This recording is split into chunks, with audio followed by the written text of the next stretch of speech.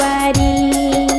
কোন গেহরামে থাকো না গো, কোথায় তোমার বাড়ি? নামটি আমার ইব্রাহিম আলী, লক্ষ্মীপুরে বাড়ি।